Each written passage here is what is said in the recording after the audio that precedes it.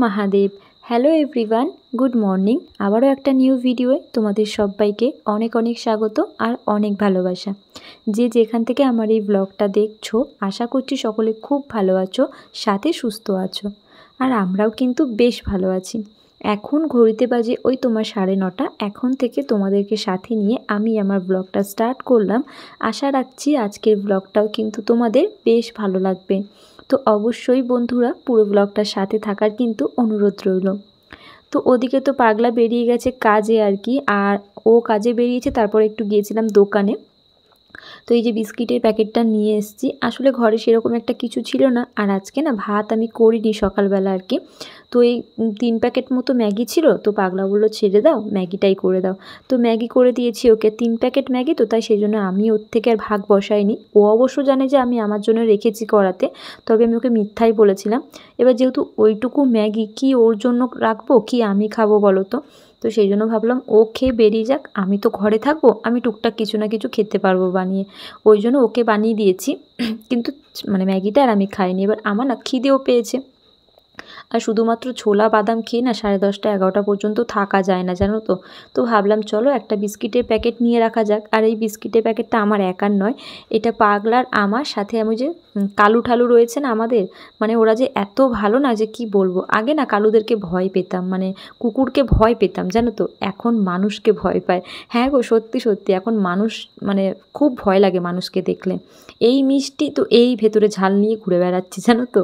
তো এই মানুষের থেকে পশুগুলো অনেক ভালো হয়, সত্যি কথা। একবার তুমি খাবার দেবে ওরা তোমাকে চিনে যাবে। মানে আমি যদি কোথাও যাও, বিশেষ করে দোকানে, আমার পেছন পেছন পুরো বাড়ি অবধি আসবে। আর পাগলার তো কি বলবো, পাগলা যখন কাজে থেকে আসে পুরো একদম পেছন পেছন বাড়ি অবধি আসবে।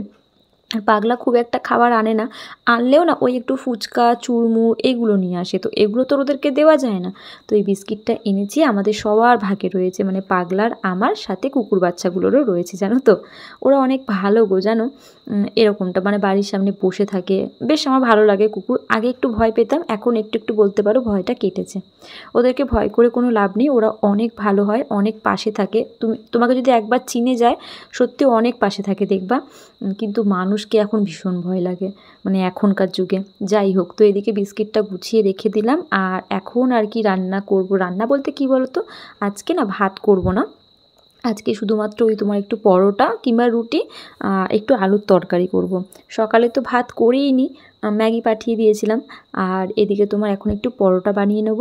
আর এটাই আমি এখন আপাতত খাবো, একটু বেশি করে বানাচ্ছি যাতে দুপুরটাও হয়ে যায়। বিকেলেরটা পরে দেখছি ভেবে, তো ভাবছি একটু বেশি করেই করে যাতে দুপুরটুকু একটু রেস্ট পায় আর কি। এখন না 3টে 4টে, দুপুর 2টো বলবো না, 3টে কিংবা 4টেই ধরো, 4টে বাজলে কোথা থেকে এত ঘুম আসে যে কি বলবো। আসলে কি হয় বলো তো, সেই তো 12টা অবধি রাত জেগে থাকি, আর তারপরে না 6টার মধ্যে উঠে যাচ্ছি রান্নার জন্যে, ব্যাস আর ঘুমটা না একদম ভালো করে হচ্ছে না। ওই জন্য দুপুর 3টে 4টে বাজলেই, 3টের দিকে না হলো 4টে, আর না চোখকে মানাতে পারি না। এডিট করতে বসি তখন অবশ্য আমি সারাদিনের ব্লগটাকে 4টে 4:30 দিকে, ব্যাস ওই এডিট করতে করতেই ঘুমিয়ে পড়ি জানো তো। পরে এবার মানে নিজে থেকেই উঠি যে বাবা ঘর ঝাড় দিতে হবে, মুছতে হবে।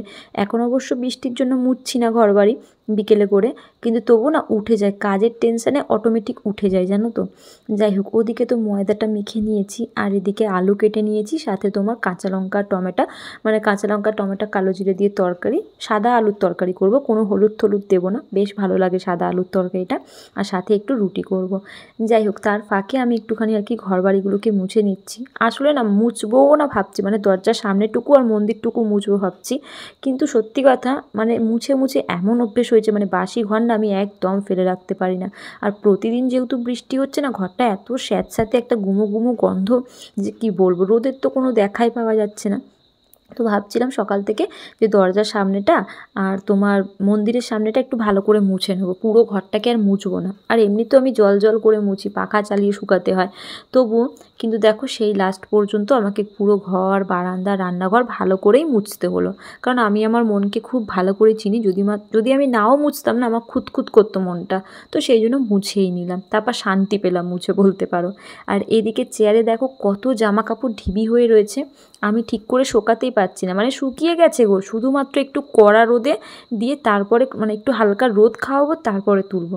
তবে রোদ তো দেখাই যাচ্ছে না যে কোথায় আর রোদে মেলবো জামা কাপড়গুলো। যাই হোক, তো ওদিকে ঘরটাকে মুছে পাখা চালিয়ে দিয়েছি, আর এখন বারান্দাটা খুব ভালো করে মুছে নিচ্ছি। প্রতিটা কোণা কোণা দেখতে পাচ্ছ, এরকমটা প্রতিদিনই করি, ওই জন্য প্রত্যেকটা কোণা কিন্তু একদম পরিষ্কার পরিচ্ছন্ন থাকে, জানো তো। আর বিশেষ করে বর্ষাকাল তো, চারিদিকে পোকামাকড় এটা ওটা থাকে, একটু না পরিষ্কার করে রাখতেই হয়। যাই হোক, এদিকে বলতে পারো আমার ঘর মোছা পুরোপুরি কমপ্লিট হয়ে গেছে আর কি।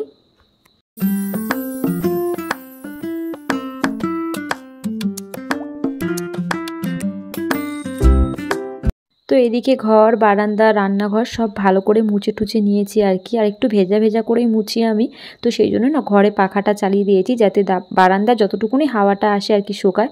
তারপর ভাবছি একটা শুকনো কাপড় দিয়ে খুব ভালো করে মুছে নেব। আসলে কি বলতো, রোদ থাকলে না এরকমটা করতে হয় না, অটোমেটিক শুকিয়ে যায়। যেহেতু বৃষ্টি ওয়েদার, তো সেই জন্য আমাকে একটা শুকনো কাপড় দিয়ে খুব ভালো করে মুছতে হবে। তো এদিকে ঘরটার মুছে ভেবেছিলাম যে রান্নাঘরে গিয়ে আগে রান্নাটা বসাবো। তারপরে ভাবলাম যে না থাক, রান্নার তো সব কিছু জোগাড় করাই আছে, ময়দা মাখা আছে, আলু কেটে ধুয়ে পরিষ্কার করা রয়েছে, তো শুধুমাত্র রান্নাটা করতে যতটুকুনি সময় যাবে আর কি। তো সেই জন্য ভাবলাম যে না থাক, আগে রান্না করব না, আগে আমি পুজোটা কমপ্লিট করি, তারপর পুজো শেষ করার পর রান্নাঘরে গিয়ে আস্তে ধীরে রান্নাটা আমি করতে পারবো। আর সকালে খেয়েছিলাম ওই তোমার একটু ছোলা বাদাম, আর মাঝে না একটু বিস্কুটও খেয়েছিলাম আর কি, ব্যাস ওইটুকু। তো রান্নাটা করার পর একেবারে আর কি একটু খেতে পারবো। যাই হোক, তো এদিকে বলতে পারো পুজো আমার প্রায় হয়ে এসছে, একটু ধুনো ধুনো দিয়েছি আর কি। এখন মাঝে করে দিই, মানে মাঝে করে না, যখন আমি সকালে সময় পাই তখনই আমি একটু সকালে ধুনো ধরাই, আর সময় না পেলে আমি কিন্তু এমনি পুজো দিই, সন্ধেবেলা করেই ধুনো দিয়ে থাকি আর কি, এইরকমই। যাই হোক, এই যে দেখতে পাচ্ছ খুব ছোট্ট একটা সাজানো গোছানো শখের সংসার আমার।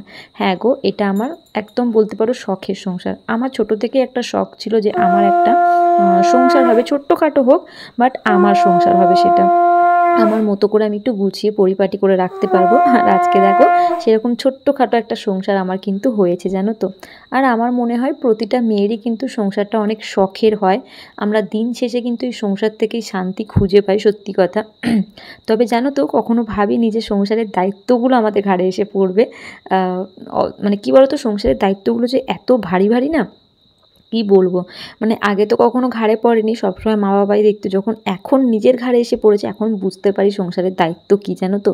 দেখো, তোমাদের দাদাভাই হয়তো শুধুমাত্র ইনকামটা করে, কিন্তু সংসারের প্রতিটা দিক আমাকে খেয়াল রাখতে হয়, প্রতিটা কোণা আমাকে খেয়াল রাখতে হয়, কী করলে আমার সংসারটা ঠিক থাকবে সেই সব মাথার মধ্যে ঘোরে, জানো তো।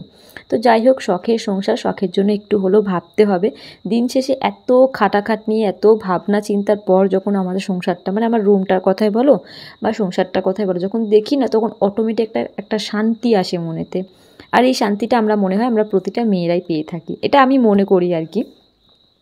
যাই হোক, তো এদিকে দেখো কথা বলতে বলতে রান্নাঘরে এলাম, রান্নাঘরে এসে রান্না বসিয়েছি।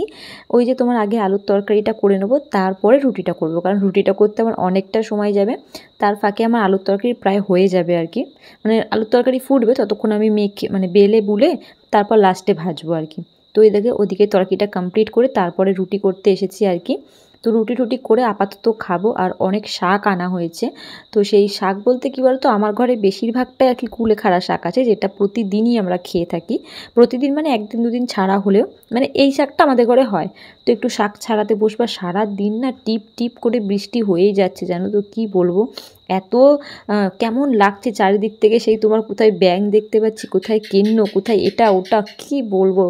এই জন্য বর্ষাকালটা আমার একদম ভালো লাগে না। সব কল চালাতে পারলেও বর্ষাকাল একদম চলে না। এমনিই মাটিতে, মানে আমার বাড়ির সামনে যে মাঠটা, সেখানে অর্ধেক জল তুলে দিয়েছে, আর এরকম বৃষ্টি হতে থাকলে সব দিক পুড়ে যাবে। যাই হোক, এই যে শাকটা বাছতে বসবো আর কি, কুলেখাড়া শাক এনেছে দেখতে পাচ্ছ। তো চলো এর ফাঁকে খেয়ে নেব, তারপরে শাকটা বাছতে মানে খেয়ে নিয়েছি, তারপরে শাকটা কিন্তু আমি বাছতে বসে দিই। ওদিকে রান্না বান্না হয়ে গেছে, রান্নাঘর পুরো পরিষ্কারও করে নিয়েছি। তো কিছুই তোমাদের সঙ্গে শেয়ার করিনি। এই বিকেল টাইমটা এখন আর কি একটু শাক ছাড়াতে বসবো। তো চলো শাকটাকে বেছে নিই। মানে 1 আঁটি, 2 আঁটি, 3 আঁটি, দের বাবা, এই তোমার 4 আঁটি, আর এই তোমার 5 আঁটি, মোটমাট 5 আঁটি শাক আছে এখানে। তো এখন এই শাকটা ছাড়াতে বসবো, সবটা ছাড়াতে পারবো না, তো যতটা পারবো ছাড়াবো আর কি এখন।